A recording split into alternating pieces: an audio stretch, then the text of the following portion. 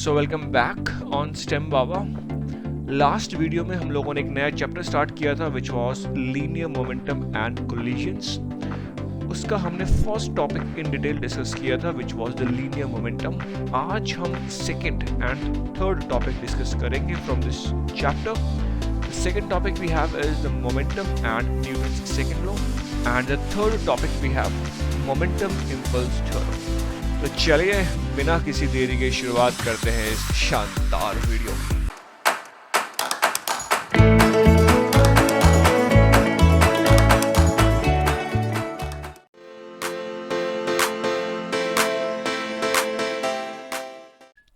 So momentum and Newton's second law. So chapter fifth में हम लोगों ने इंट्रोड्यूस किया था Newton's second law of motion which was कि जो नेट फोर्सेस हैं on an object this is equals to mass times acceleration. ये एक्सप्रेशन हमने पढ़ा था when we introduce this topic Newton's second law of motion. But ये expression तभी तक वैलिड है जब मास कांस्टेंट है। अगर मास वेरी कर रहा हो तब जो एक्चुअल लॉ है second law Newton second law वो मैं अब डिस्कस करने जा रहा हूँ। It is what the Newton said that the net forces is equals to the change in momentum over delta t. This is delta p over delta t, the rate of change of momentum. This was the expression given by Newton. The net force acting on an object is equals to the rate of change of its momentum. अब ये equation इस equation से हम ये निकाल सकते हैं, कोई बड़ी बात नहीं है। देखो अभी हमने लास्ट वीडियो में पढ़ा था कि जो चेंज इन मोमेंटम होता है this is what the final momentum minus the initial momentum, correct? And final momentum is what? Final mass times final velocity minus initial momentum is initial mass minus times initial velocity, correct? अब अगर मैं मास को constant रखूं, मतलब final मास और initial mass अगर ये दोनों एम ही है, सेम ही है, कांस्टेंट ही है, तो मैं इसको क्या लिख सकता हूं? m times V F minus V I, अगर ये कंडीशन वैलिड है तो। या मैं क्या लिख सकता हूं? m times delta v, correct? अगर मैं इस चीज को यहां पुट करूं, डेल्टा p कितना हो जाएगा? m times delta v over delta t। And what is this? Delta v over delta t is acceleration, so m times acceleration आ गया।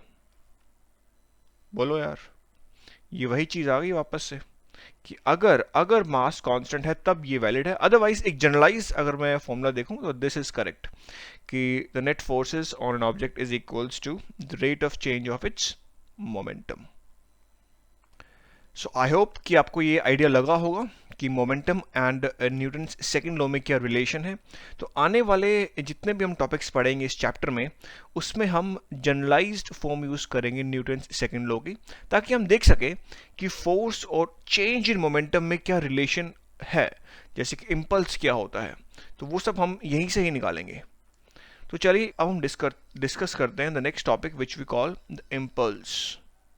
बट इम्पल्स को पढ़ने से पहले हम लोग एक न्यूमेरिकल एक एग्जाम्पल देखेंगे इस टॉपिक के ऊपर। सो क्वेश्चन हमारे पास ये है कि हमारे पास दो ऑब्जेक्ट हैं, ऑब्जेक्ट 1 जिसका मास है 1 kg एंड ऑब्जेक्ट 2 जिसका मास है 100 kg, एंड दोनों पे हम 100 न्यूटन की फोर्स लगा रहे हैं। So force applied is 100 Newton on both the object. तो हमें ये बताना है, दो पार्ट इस क्वेश्चन में। ए पार्ट में हमें ये बताना है कि जो चेंज इन मोमेंटम होगा फॉर 1 सेकेंड, मतलब डेल्टा टी दोनों के लिए सेम ही है, मतलब जो फोर्स इस पे लगी है वो 1 सेकेंड के लिए लगी है। सो जो चेंज इन मोमेंटम होगा फॉर 1 सेकेंड, क्या वो ऑब्जेक्ट 1 के लिए ज्यादा होगा या ऑब्जेक्ट 2 के लिए ज्यादा होगा?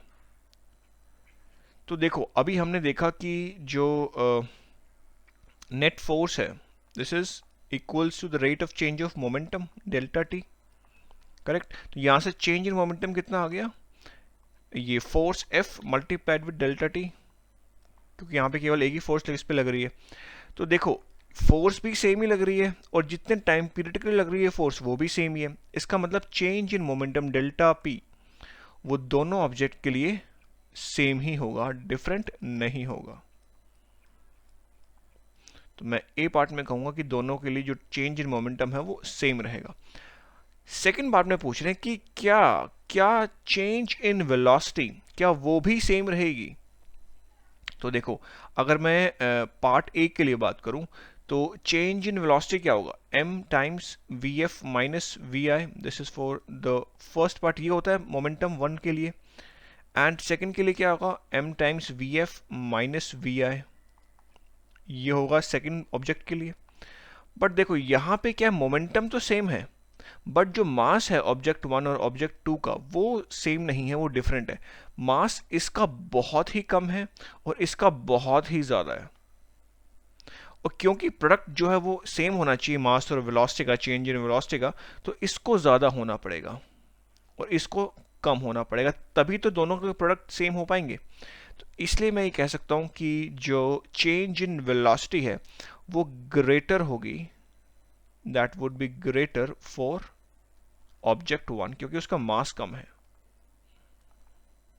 मास कम तो वेलोसिटी, चेंज इन वेलोसिटी ज़्यादा होनी चाहिए, तभी इन दोनों का प्रोडक्ट इन दोनों प्रोडक्ट के इक्वल हो पाएगा और तभी इसका जो मोमेंटम है, चेंज इन मोमेंटम, वो इक्वल हो पाएगा।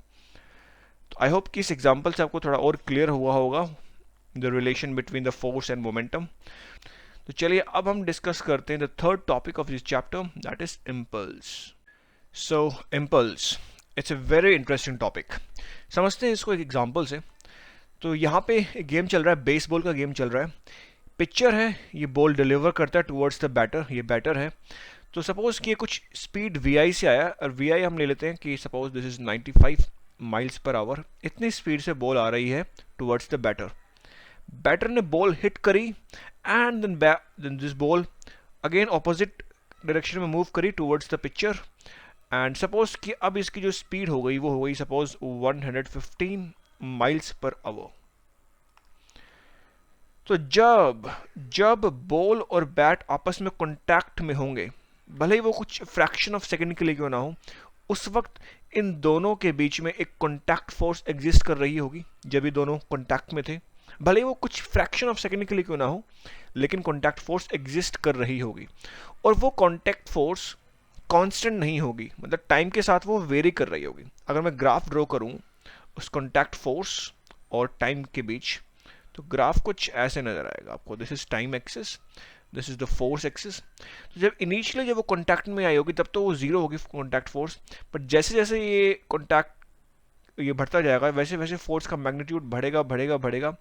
एंड फाइनली जब बॉल से कांटेक्ट कम होने लगेगा, मतलब दूर होने लगेगी, बॉल ऑपोजिट डायरेक्शन मूव करने लगेगी, तो कांटेक्ट फोर्स का मैग्नीट्यूड गिरता रहेगा गिरता रहेगा गिरता रहेगा गिरता रहेगा और फाइनली जीरो हो जाएगा। जब ये बॉल इससे कांटेक्ट से, मतलब बैट से कांटेक्ट इसका जब टूट गया है, उस वक्त जो कांटेक्ट फोर्स है उसका मैग्नीट्यूड जीरो हो चुका होगा। तो ये होगा force with respect to time.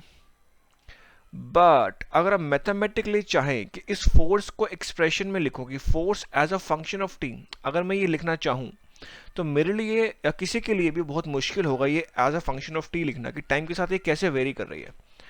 तो तब जाके कहा गया एक काम करो कि इस फोर्स का एवरेज ले लो। एवरेज ले लो कि over the period of time ये फोर्स की एवरेज वैल्यू कितनी रही होगी। तो सपोज ये कुछ एवरेज रहा होगा उसका over this time delta T. तो ये कुछ एवरेज फोर्स रही होगी, this is the average force. तो फिर इम्पल्स क्या होता है, impulse is defined to be average force multiplied with delta t, the time interval. This is the definition for impulse. और हम बोलेंगे क्या कि the impulse delivered by the bat is defined to be the average force times the time interval. तो अब अगर मैं इसकी यूनिट देखो इम्पल्स की, तो फोर्स की यूनिट क्या होती है न्यूटन, और सेकंड दिस टाइम की यूनिट क्या होती है सेकंड। तो यूनिट हो जाएगी इसकी न्यूटन सेकंड। और अगर मैं इसको न्यूटन को देखूं तो ये होता है केजी मीटर पर सेकंड स्क्वायर, और ये सेकंड कटेगा तो आप क्या आएगा हमारे पास केजी मीटर पर सेकेंड. तो this will be the unit for impulse and it's a vector quantity. तो जो डायरेक्शन एवरेज फोर्स की होगी वही डायरेक्शन हमारी इम्पल्स की होगी. करेक्ट. सो पिछले 7th एंड 8th चैप्टर में हमने ये पढ़ा था कि जब हम फोर्स को डिस्टेंस से मल्टीप्लाई करते हैं तब हमारे पास आता है वर्क, और the area under the force versus distance graph is what we call the work और द एनर्जी. अब अगर मैं फोर्स को टाइम के साथ मल्टीप्लाई करता हूं तो क्या आता है? Impulse. And the area under the force versus time graph, अगर मैं इस एरिया को देखूं, टोटल एरिया को, तो this is what we call the impulse. अगर मैं एवरेज फोर्स की तरफ से देख रहा हूं तो जो ये एरिया होगा this will represent the impulse. या फिर मैं ये भी बोल सकता हूं कि जो ये वाला जो ब्लैक कर्व के अंदर एरिया है, ये दोनों एरिया सेम ही होगा. ग्रीन वाला एरिया, ब्लैक वाला एरिया, दोनों सेम ही है. तो इसको भी इम्पल्स, मतलब या तो आप एवरेज फोर्स की तरफ से देख लो या जो ये वेरिएबल फोर्स है इसकी तरफ से देख लो. That would the area will represent the impulse. और मैथमेटिकली हम ऐसे दिखाते हैं. अच्छा, इसके बाद काफी इंटरेस्टिंग टॉपिक ये है कि केजी मीटर पर सेकेंड, इसकी यूनिट हमने और भी कहीं देखी थी. कहां देखी थी? मोमेंटम. मोमेंटम की भी यूनिट यही होती है. इस चीज को समझते हैं कैसे. क्या मोमेंटम और इम्पल्स में क्या कोई रिलेशन है, या इत्तेफाक से ये इसकी यूनिट केजी मीटर पर सेकेंड आ गई इम्पल्स की, और मोमेंटम की यही होती है? एक्चुअली इत्तेफाक नहीं है. इम्पल्स और मोमेंटम में बहुत तगड़ा रिलेशन है, जिसका नाम हमें दिया गया है मोमेंटम इम्पल्स थ्योरम. तो चलिए समझते हैं उसको. तो चलिए अब देखते हैं मोमेंटम इम्पल्स थ्योरम. तो अभी हमने पढ़ा था कि जो इम्पल्स है this is the average force multiplied with delta T. ये चीज हमने पढ़ी इम्पल्स के लिए. अच्छा, अगर मैं मोमेंटम देखूं तो अभी हमने स्टार्टिंग में पढ़ा था कि जो टोटल फोर्स होती है this is equals to what? The rate of change of momentum by the Newton's second law of motion. It's a general form for the Newton's second law. अगर मैं इनको रीअरेंज करूं इन टर्म्स को, तो मैं लिख सकता हूं कि अगर मैं एफ टोटल लिख लूं F T multiplied with delta T, this is what? The change in momentum P. And if I replace this total force as average force, so it becomes average force multiplied with delta T is equals to the change in momentum. And अगर मैं इन दो equation को compare करूं तो basically जो impulse है this is what? equals to the change in momentum for the object. and ये किसके बराबर है? average force multiplied with delta t. मतलब अगर हमें ऑब्जेक्ट का चेंज इन मोमेंटम पता है और डेल्टा टी पता है, मतलब वो कितने देर तक वो आपस में कॉन्टैक्ट में रहे, ये चीज हमें पता है, तो मैं एवरेज फोर्स निकाल सकता हूं वहां से. Average force would be delta P over delta T. तो ये है इंपॉर्टेंस इस चीज का. अगर कोई सोच रहा हो कि यहाँ पे हम एवरेज फोर्स निकालेंगे कैसे, तो यहां से निकाल सकते हैं कि अगर हमें चेंज इन मोमेंटम पता है बॉल का, अगर बॉल का चेंज इन मोमेंटम पता है तो एवरेज फोर्स कितनी रही होगी जब बॉल और बैट कांटेक्ट में रहे होंगे, तो वो हम यहां से निकाल सकते हैं. पर एग्जाम्पल लेके समझाओ, जो हमने एग्जाम्पल लिया था उससे समझाओ. तो चलिए उसको देख लेते हैं जो स्टार्टिंग में हमने एग्जाम्पल लिया था, उसको लेके समझते हैं कि हम एवरेज फोर्स कैसे निकाल सकते हैं.